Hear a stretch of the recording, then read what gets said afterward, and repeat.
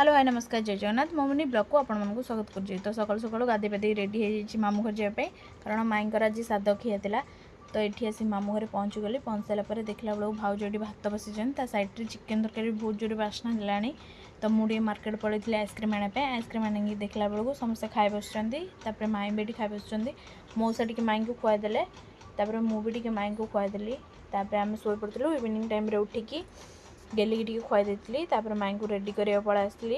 यहाँ हूँ माईंकर final look मत तो बहुत भल लगे। दीदी भेरिक आम पलू माईंकर खाଇବା रेडी करने कारण जेहेतु सकाଳେ आमर घरे रोसे होता तो संध्या बेले एत टाइम नाला क्या किसी करने तो आम सब बाहर जिनस नहीं आसलु मोमो गुपचुप भेरिका।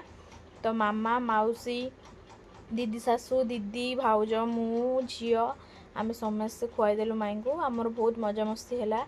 डांस रील्स भी होती तो तार किसी डांस किसी क्लिप नहीं पारनी।